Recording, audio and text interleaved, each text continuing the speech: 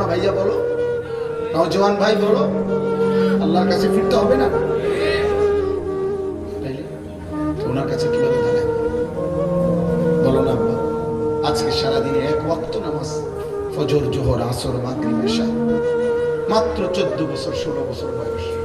এত কম বয়সে এত বড় গাদ্দার হইলাম যে একটা ওয়াক্ত নামাজ পড়লাম, একটা সিজদা দিলাম।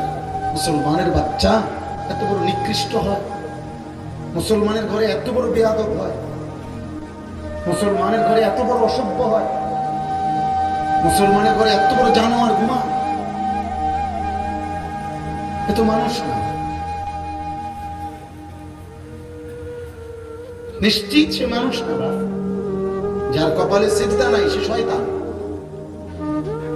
ইবলিসকে শয়তান বলা হয়েছে কেন বলেন? কোন দিন থেকে শয়তান বলা হয়েছে? যেদিন সিজদা চলে গেছে। এর আগে কি সে শয়তান ছিল? ইবলিসকে কি এর আগে শয়তান বলা হতো? এর আগে ছিল সে মুআল্লিমুল মালায়েকা, সে ছিল ফেরেশতাদের শিক্ষক। যেদিন সিজদা ছুটে গেছে, একটা সিজদা দেয়, আল্লাহ বলে আজকের থেকে তুই শয়তান,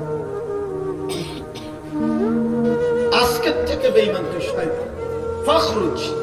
আল্লাহ বলে আজকের থেকে বের হ, বের হ এখান থেকে, ফাইন্নাকা রাজিম, তুই অভিশপ্ত। কোরআনে ওয়া ইন্না আলাইকা লানাতা ইলা ইয়াউমিদ্দিন। আল্লাহ বলে বেঈমান মনে রাখবি কেন সিজদা দিলি? আজকের থেকে নিয়ে কিয়ামত পর্যন্ত, ইলা ইয়াউমিদ্দিন, কিয়ামত পর্যন্ত তোর উপরে আমি আল্লাহর লানত। কোরআন শরীফের আয়াত দোস্ত, সালাত মনে করে না। মোবাইলে বেডি করতে চাইলে এত সালাক হয় না। মোবাইলে উলঙ্গ ছবি দেখে এত সালাকের কিছু নেই। এটা অসভ্যতা, এটা চালাকি না, এটা চরিত্রহীনতা, এটা লম্পট্য। পেশাব করে পানি না নিলে এটা কোনো বুদ্ধিমানের কিছু না, এটা অসভ্য। এটা চালাক কয় না, পৃথিবীর কোন ডিকশনারিতে বলে নাই চরিত্রহীনকে চালাক বলে না, তো চরিত্রহীন বলে তাকে লম্পট বলে। মদখোরকে কেউ চালাক বলে না, তারা মদখোর বলে, নেশাখোর বলে, গাঁজাখোর বলে, পুট্টাখোর বলে, বাবাখোর বলে, ডাইলখোর বলে, হারামখোর বলে।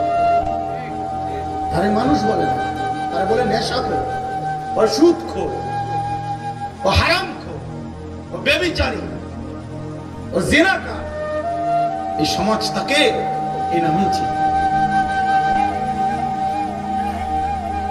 তুমি এক ওয়াক্ত সিজদা দিবা না, মানুষ তোমার জুনায়েদ বাগদাদি কইব নাকি? বুঝো না? এজন্য দোস্ত বুঝতে চেষ্টা, প্রিয় সন্তান বুঝো কি করছো। কারো কথা ভাবলা না তো তুমি নিজেরে নষ্ট করে দিচ্ছ, নিজেরে শেষ করে দিচ্ছ কেন? তুমি মরবা না?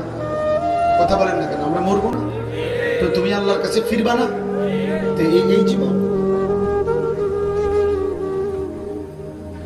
কি পরিমাণ ছেলে নামাজ পড়বে? আমি তো চেহারা দেখলে বুঝি অসভ্য তো চিনা যায়। বেনামাজি তো অসভ্য, বেনামাজি তো গাদ্দার, বেনামাজি তো নিকৃষ্ট বেয়াদব।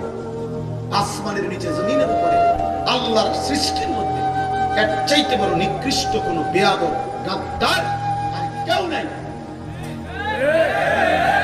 বেনামাজি সবচেয়ে বড় গাদ্দার, সবচেয়ে বড় খানতেরা, সবচেয়ে বড় বেয়াদব। কেন বলে? কেন? প্রশ্ন হলো কেন? কারণ সে তো সাধারণ কারো সাথে তেড়ামি করতেছে না। এ তো এত বড় মহান মালিক, গোটা কায়নাতের মালিক, গোটা সৃষ্টির সৃষ্টিকর্তা, যিনি অস্তিত্বের একটা সেকেন্ড যে আল্লাহর ফয়সালা ছাড়া বাঁচবে না, যার এক একটা নিঃশ্বাস আল্লাহর ইচ্ছায়, যার এক এক সেকেন্ডের বেঁচে থাকা, হুয়াল্লাযী ইউহয়ী ওয়া ইউমীত। আল্লাহ বলে আল্লাহই মৃত্যু দেয়, আল্লাহই জীবন দেয়, আল্লাহই বাঁচিয়ে রাখে। তো যে মালিকের ইশারা ছাড়া এক সেকেন্ড বাঁচতে পারবে না, এত বড় প্রয়োজনীয় আল্লাহ, এত বড় প্রয়োজনীয় মালিক, যার কাছে তার সেকেন্ড সেকেন্ড ঋণী, এত বড় সত্তার সামনে যে গাদ্দারামি করে, কি ছোটখাটো বেয়াদব? এই ছোটখাটো গাদ্দার। এই জন্য নিজের পরিচয় নিজে নিয়ে এই জন্য দুশ্মন তোমাদের, বেঈমান তোমাদেরকে ফালতু কামে লাগায় বলছে, তোর যেহেতু জীবনের কোনো বেল নেই, তুই কাছে মোবাইল টিপ, তুই যেহেতু অপদার্থ, মুখে দিলে মুখে লাস দেন দিয়া সুবিধা হয় না, মন চাইলে খারাইও মতে, মন চাইলে বইও মতে। এটা কি মানুষ যাচ্ছে কিনা, রাস্তার পাশ কিনা, আমি এনে পানি কু, এনে টয়লেট পেপার কু, না মুখে দেখছে আমার কোনো পানি কিনা, মুখে তো পানি। আস্তাগফিরুল্লাহ, আস্তাগফিরুল্লাহ, আস্তাগফিরুল্লাহ, আস্তাগফিরুল্লাহ।